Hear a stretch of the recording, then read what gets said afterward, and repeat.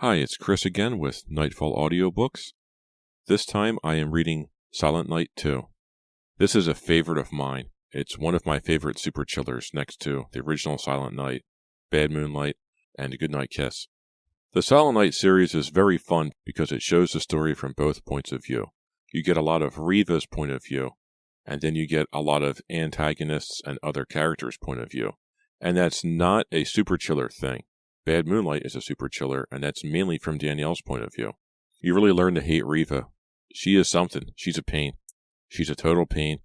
I don't think she learned anything from the previous novel. I think she's just back to her old self again, and she's just as fun to hate in Silent Night 2 as she was to hate in the original. There is a third book, and I have not read that one yet, so when I read that, it'll be new for everybody. I have been meaning to do this for quite some time, and I can't wait to get started. I flipped through a few pages. I got an idea of who's who and what's what. We're going to just wing it and see what happens. If you want to get in touch with me, you can write me an email, nightfallaudiobooks@gmail.com. And I am also on YouTube at Nightfall Audiobooks. Feel free to like, comment, and subscribe. I love hearing what you have to say. Tell your friends, tell your mom, tell whoever you think would like to listen to me tell them stories by R.L. Stine. So thank you very much for listening, and I will see you at the end of the book. Welcome to a Nightfall Audiobooks production of Silent Night 2 by R.L. Stine, a Fear Street Super Chiller, Book 5. Part 1, A Kidnapping. Chapter 1. Paul Nichols felt like killing someone. He tapped both hands against the steering wheel and waited for the light to change. The stoplight glared at him, reflecting his anger, until the icy street and snow-covered trees and bushes seemed to glow red through the clouded windshield, angry red. The soft, familiar melody of Silent Night came on the radio, and he grabbed the dial and turned the music off with a bitter groan. Less than 2 weeks before Christmas, Paul thought, staring into the red glow of the traffic light. Cold air blew over his feet from the broken heater. Why did he even bother to turn it on? Nearly Christmas, and he had no job, no money, no nothing. Merry Christmas to me, he muttered under his breath. His stammer was back. It always came back when he was angry or tense. The light changed. He floored the gas pedal, and the old Plymouth squealed into the intersection, the smooth tire spinning over the ice. He had to slow down as he reached the center of town.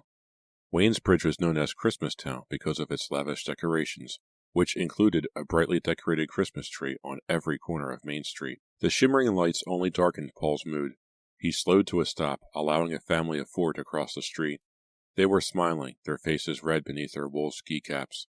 The 2 kids were pointing to the window of Toy Village, the big toy store on the corner. Watching the father take the little boy's hand as they crossed, Paul thought of his family. Christmas was supposed to be a family time after all, but not for Paul. He hadn't seen his parents since he was 16, 2 years earlier.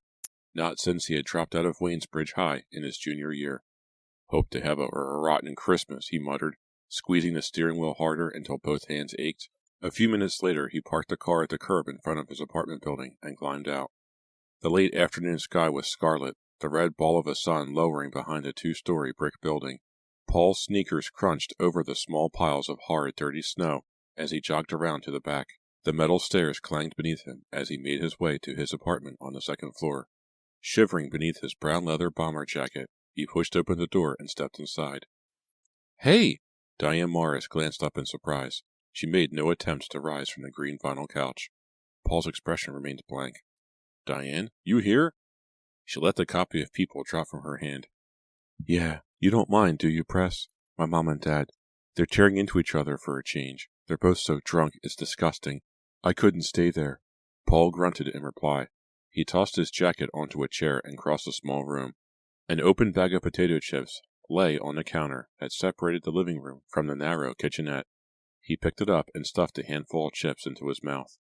"Did you get the job, Press?" Diane asked, sitting up. He shook his head. Her hopeful expression faded. She lowered her eyes to the floor. "What about the one at Pick and Pay?" "I'm not going to deliver groceries," he exploded, slamming the potato chip bag down on the counter. "I'm not a delivery boy." Okay, Press," she said softly. She crossed the room to give him a long, tender kiss. He pulled away impatiently, turning his back on her. "Press?" Diane pretended to be hurt.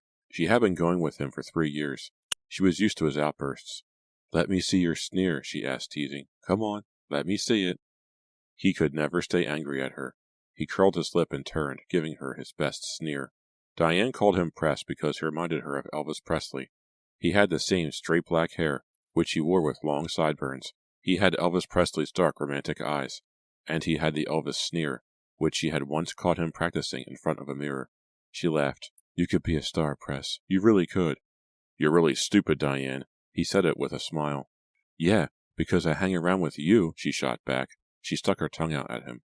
Diane rubbed her skinny arms through the thin pink sweater she wore over straight-legged black denim jeans. The light from the table lamp caught her white blonde hair tied back with a pink band.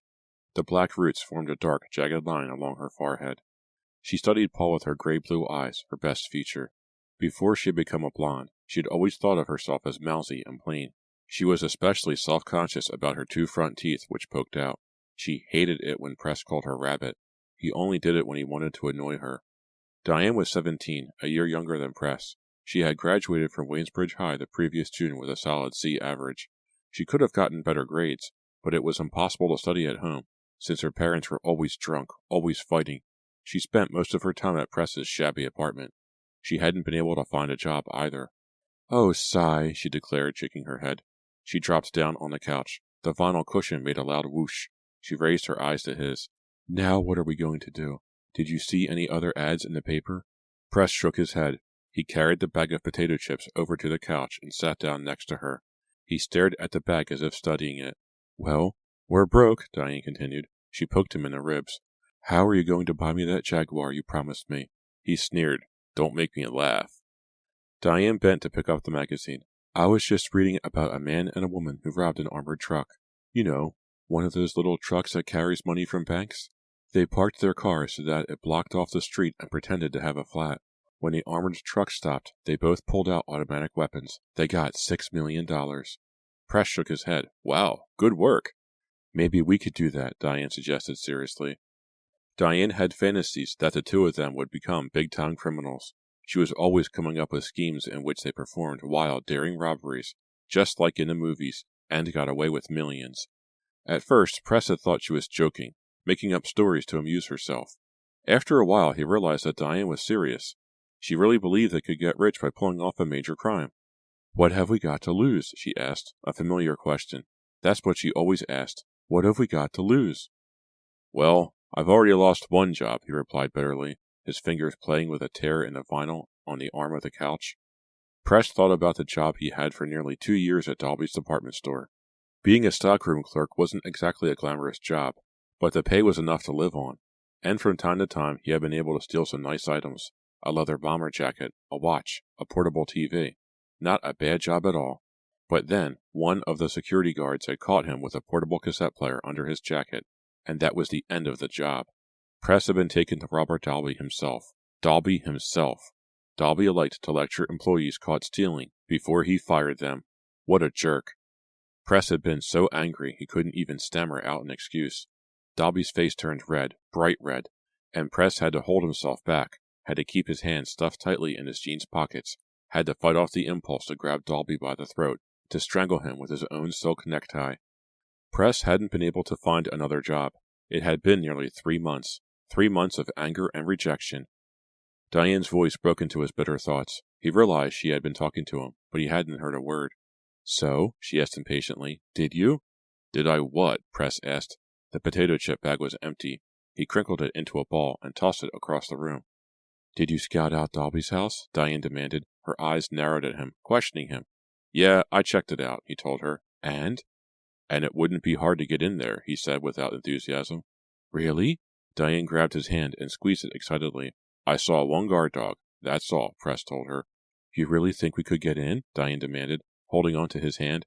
"Piece of cake." He turned to study her face. "Hey, you're really serious about this? About robbing Dalby's house?" "Don't I look serious?" she replied. "It's the perfect revenge, isn't it, Press?" He frowned. "Not if we get caught." He flashed back 3 months and felt the store security guard's hand on his shoulder. Once again he saw everyone in the store staring at him, staring as he was dragged up to Dalby's 6th-floor office to be fired. "You were in Dalby's house once, right?" Diane asked, lost in her own thoughts. You saw the stuff in there? Yeah, it was last winter. Some kind of store party, Press replied. The place is loaded with antiques. Diane is really serious about this, he realized again. Am I serious about it? He wasn't sure. We could do it, Press, Diane said excitedly, squeezing his hand. We could pay Dobby back for firing you. We could get in there and grab enough antiques to make sure we have a great Christmas. I mean, we could have a tree and presents and a turkey dinner and everything. With a burst of enthusiasm, she wrapped her arms around his shoulders and kissed him. Her lips felt hot against his. We could do it, she cried. It would be just like a movie, Press, just like a movie. She held him tightly, her thin body trembling with excitement. What do you say? He stared across the room. His eyes moved from the shabby furniture to the threadbare carpet.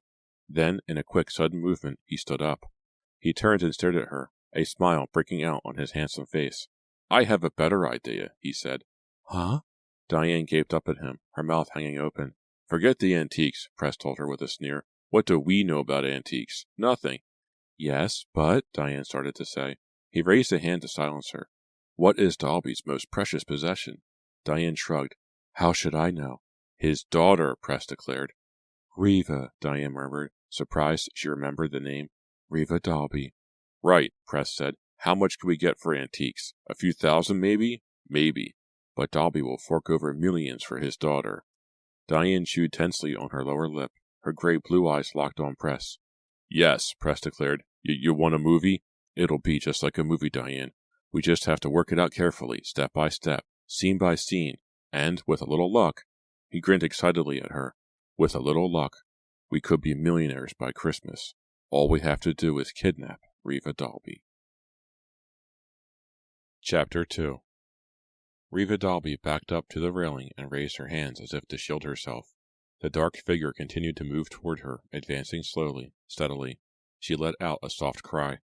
The department store was dark and empty, silent except for the chorus singing Silent Night on the speaker system. The man drew closer. He was breathing hard, each breath a menacing groan. Reva pressed her back against a low chrome balcony railing. She glanced down to the main floor of the department store, shadowy and still, 5 floors below. She stared at the enormous Christmas tree twinkling brightly in the center aisle. Another chorus of Silent Night jarred the eerie quiet. Please, no, she cried to her attacker. He had a pistol in one hand. He leapt at her, arms outstretched. She shut her eyes and ducked. She could feel a cold gust of wind as he sailed over her, sailed over the balcony. She could hear him scream all the way down. Then she heard shattering glass, a loud crack. Then a long, tortured scream as her attacker landed on the Christmas tree. It shorted out. He twisted and writhed in the blue-white electrical current. Zap, zap, zap, zap, zap. The stinging hiss of death. A sound Reva knew she'd never forget. And then she heard his thin voice. He was saying, Excuse me, miss. Miss? Zap, zap, zap, zap, zap. Excuse me, miss, he was saying. Can you help me? Reva blinked. She realized she wasn't up on the balcony. She was behind the perfume counter on the first floor. Slowly she left the past and the scene she had pictured again and again since the Christmas before. Now it was a year later. 1 year later, and she still thought about that horrifying night every time she heard Silent Night over the store's sound system. She couldn't help but remember. Can you help me, miss? The voice finally cut all the way through her thoughts. She was facing a middle-aged man with thinning gray hair. He was wearing a brown overcoat and carrying a worn leather briefcase. From the impatient frown on his face, she could tell he had been trying to get her attention for some time. Do you work here? He asked, staring at her with gray, watery eyes. No, I just like to stand behind the counter, Reva replied, rolling her eyes, cold blue eyes that grew colder, as she gazed at the man's threadbare overcoat. Could you help me choose a perfume? He asked, staring down at the shiny glass bottles inside the display case. For you? Reva demanded with a scornful laugh. The man blushed. No, of course not. For my wife. Sorry, I'm on my break. Reva turned away from him. She lowered her gaze to an oval mirror on a counter and began pushing at her wavy red hair with one hand. On your break? But the store just opened, the man declared, his face growing even redder. Reva didn't look up from the mirror. I don't make the schedules, she said. She stared at his face in the mirror, enjoying his angry, helpless expression. She had to struggle to keep from laughing aloud. The man took a deep breath. Listen, miss, couldn't you help me? You seem to be the only salesperson in this department. I've got to be at work in 10 minutes. Sorry, store rules, Reva replied, yawning into her hand. But, really. Reva turned to face him. Her eyes rolled scornfully over his unstylish brown overcoat, his shabby briefcase. "You probably do better in a bargain basement," she told him. "The stairs are right over there," she pointed. The man uttered an exasperated cry. He angrily jerked his briefcase off the counter and stormed toward the exit. "What is his problem?" Riva asked herself, laughing. "I was just trying to help the poor geek save a little money." Riva's laughter was cut short by someone noisily clearing her throat behind her. Riva turned to see Arlene Smith, the cosmetics department supervisor, glaring at her disapprovingly, her bony arms crossed tightly in front of her gray suit jacket. "Riva, you were inexcusably rude to that customer," Ms. Smith, as she liked to be called, said through clenched teeth. "He'll probably survive," Riva replied dryly. "But will the store survive?" Ms. Smith demanded angrily. Riva rolled her eyes. "I'm sorry, Ms. Smith," she said, emphasizing the Ms. "But you really shouldn't get on my case just because you're having a bad hair day." Ms. Smith narrowed her eyes menacingly. "I'm going to talk to your father about this, Riva. Your attitude has not improved." "I wish you would talk to him," Riva said with a sigh. "I didn't want to come back to this store this Christmas, but my father made me. He said it would be good for me." "I don't think it's good for any of us," Ms. Smith replied huffily. She made her way across the department, taking angry strides, her high heels clicking on the hard floor. "Where did she get those shoes? At a blacksmith's?" Riva asked herself, chuckling.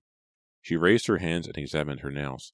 They were long and perfect, and the night before she had coated them with a new shade of purple. Just for fun, she had put a black dot in the center of each nail. She knew it would drive Ms. Smith crazy.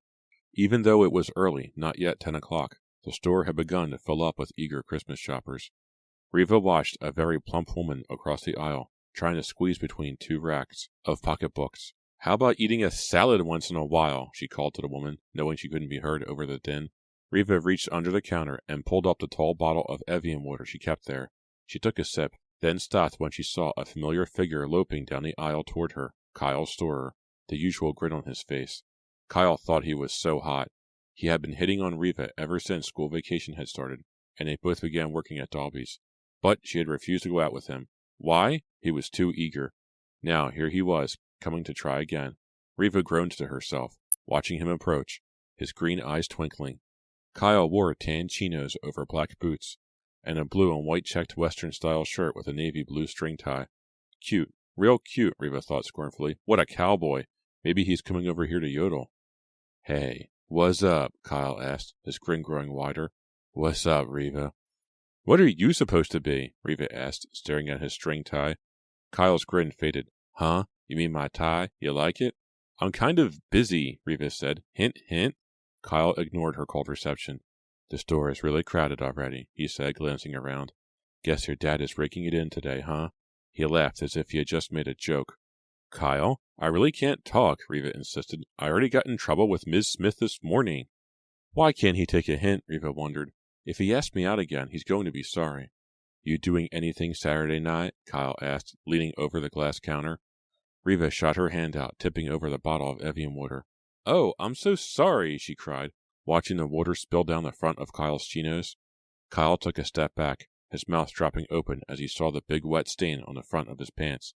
"How embarrassing!" Riva cried with mock sympathy.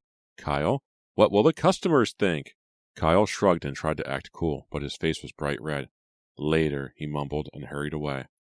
When she finished laughing, Riva took a long drink from the Evian bottle. Then she turned to see Francine, the frizzy-haired mousy woman, who shared the perfume counter duties, step up beside her, shaking her head. "Sorry I'm late, Riva. My car broke down in the middle of Division Street. Has it been terribly busy?" "Yes, terribly," Riva replied, sighing. "I'm exhausted already, Francine. I'm going to take my break. See you." Francine tried to sputter a protest, but Riva ignored her and hurried down the aisle. As she passed by the Christmas tree, Riva felt a cold chill on the back of her neck. Once again memories of last Christmas and all its horror forced their way into her mind. "I promised I'd be a kinder person after all that had happened last Christmas," Riva remembered. "I promised I'd be nicer, warmer, more considerate." "Well, I would be nicer if I were lying in a bikini on a hot beach somewhere," she told herself. "I'd be a lot nicer, that's for sure. But how can I be nice if I have to spend Christmas vacation standing behind a perfume counter, waiting on tacky jerks in this stuffy store?" Riva made her way past the stocking department, headed down 3 steps, and spotted her cousin Pam beside a long wall of greeting cards. Pam had red and green ribbons in her straight blonde hair. She wore a short green skirt over red tights and a red stretch top. I knew I could count on Pam to have plenty of Christmas spirit, Reva thought sarcastically. I guess she's happy just to have a job. Pam's mother had been laid off most of the year, and her father had to give up his drugstore and go to work for someone else. But, thought Reva, Cousin Pam seems as bright and cheery as ever. And who is that babe she's talking to? As Reva entered the stationery department, she saw that Pam had her hand on the shoulder of a dark, very handsome boy in black denims and a white sweater. He had straight black hair pulled back in a short ponytail, a broad, tanned forehead, and intense, dark eyes that were locked on Pam. He was smiling at Pam, the most beautiful smile Reva had ever seen. "Hi, guys," Reva said, stepping between Pam and the boy. Pam was forced to remove her hand from his shoulder and take a step back. "How's life in the stationery department, Pam?" Reva asked, her eyes on the boy. "Great," Pam replied. "It's an easy job. Not bad at all." "Way to go," Reva said. She still hadn't taken her eyes from the boy. "Have you, met Victor?" Pam asked. "This is Victor Diaz, my cousin Reva." "Hi." Victor gave Reva a shy smile. Wow, Reva thought, what a smile, what a babe. I am totally captured by this guy, Reva told herself. "Do you work in the store?" Reva asked, returning his smile, training her blue eyes on his. "Yeah, for the holiday," Victor replied. "In the stock room, usually." "The stock room? I have to work there every day from 3 to 5, Reva said. She absolutely hated working in the stock room, but now, she thought, studying Victor's handsome face, maybe she'd enjoy it a lot more. "Do you like it here?" she asked him, eager to keep the conversation going. "Be careful, Victor," Pam broke in. "Reva's father owns all the Dalby stores." Victor smiled. "I love working in the stock room. I hope to work there all my life," he joked. Reva laughed. Victor glanced at his watch. "I'd better get back. See you later, Pam." He turned to leave. "I work in the perfume department," Reva called after him. "Come say hi sometime, okay?" "Nice to meet you," Victor called over his shoulder. He disappeared into the crowd of shoppers. "Isn't he terrific?" Pam gushed. Reva finally faced her cousin. "Seems like a good guy," she said casually. Pam's face was flushed. Her green eyes flashed excitedly. "I think this is the real thing, Reva," she whispered, grinning. "I mean, I met Victor only a few weeks ago, but I'm just nuts about him." "That's great, Pam," Reva replied without any emotion, as if Pam had just told her it was cloudy outside or something just as dull. She raised the backs of her hands to her cousin. "How do you like my nails?" "Huh?" Pam seemed confused by the sudden change of subject. "Will these drive Ms. Smith wild or what?" Reva demanded, holding the black-dotted purple fingernails in Pam's face. To Reva's surprise, Pam reached down and picked up a silver-bladed letter opener from a stationery display. Pam raised the letter opener high. "Pam, what's that?" Reva cried. "Here's what I think of your nails," Pam exclaimed, and she plunged the letter opener into Reva's chest. Chapter 3. Reva uttered a choked gasp. Pam laughed. She raised the letter opener and pushed the blade 2 or 3 more times into Reva's chest. "Gotcha!" Pam cried, her green eyes sparkling with excitement in the bright store light. Reva took a step back, her eyes still wide with fear. She stared at the fake letter opener, realizing that it had a sliding blade. The blade slid into the handle when it was pressed against anything. Still grinning, Pam pushed the blade into the palm of one hand. "Do you believe this joke letter opener is the biggest seller in the stationery department this Christmas?" Pam declared, shaking her head. "It's very funny," Reva said weakly. "Glad you're having fun, Pam." "It beats last Christmas," Pam remarked, eyeing Reva meaningfully. "For sure," Reva muttered. Reva said goodbye to her cousin. Then she walked as slowly as she could back to the perfume counter, thinking about Victor. After work, Reva made her way up to the executive offices on the 6th floor to meet her father. She passed the luxurious reception area with its leather couches, fresh flowers and tall glass vases, and fabric-covered walls studded with modern paintings. Following the hall to her father's office in the corner, Reva paused as the balcony came into view. The balcony from which she could look down on all 5 floors to the last one. The balcony where she had almost met her death. Feeling a cold shiver down her back, Reva held her breath and jogged the rest of the way, her eyes straight ahead. Mr. Dalby was standing in the doorway to his office, a stack of files in his hands. He smiled as Reva approached. "How's it going?" Reva's father was a trim, handsome man who worked out every day and took very good care of himself. He was 46 but appeared younger. The only signs of age were the creases at the corners of his dark eyes, and the sweeping trails of gray on the sides of his black, closely trimmed hair. How's it going? Not great, Riva complained. She followed her father into his office and sat down in front of his wide blonde wood desk. She turned the photo in the plexiglass frame on the corner of the desk to peek at it. She had seen it at least 1,000 times, but it still made her feel sad. It was a snapshot of Riva, her little brother, Michael, and their mother on the beach at the Cape. It had been taken 5 years earlier, just 6 months before Riva's mother had died. What a photo, she thought, turning it back. So happy and so sad at the same time. She always wondered how her father could bear to keep it in front of him all day. Mr. Dalby sat in his chair and leaned over his desk, studying Riva's face. "Ms. Smith complained about you this morning," he murmured. Riva shrugged as if to say, "Who cares?" "I really don't want to work here this Christmas, Daddy," she said, not meaning to sound as whiny as she did. "I mean, it's not like we need the money." Mr. Dalby frowned. He tapped a pencil on the desktop as he continued to stare at her thoughtfully. "I really want you to work," he said softly.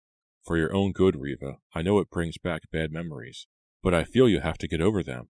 "I really need a rest, that's all," Riva insisted. "Why can't I go to St. Croix with Michael?" "Because the Harrisons didn't invite you," her father answered bluntly. "They only invited your brother." Riva blew a strand of red hair off her forehead. "Bummer," she muttered. "Tell you what," Mr. Dalby said, tossing down the pencil. His expression brightened.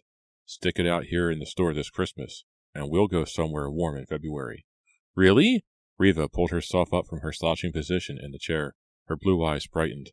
"And you can take a friend along," he added. "You can't get a better offer than that." Riva laughed. "Is this what you might call a bribe?" Mr. Dalby nodded. "Yes, it's definitely a bribe." Riva jumped up, leaned over the desk, and kissed his cheek.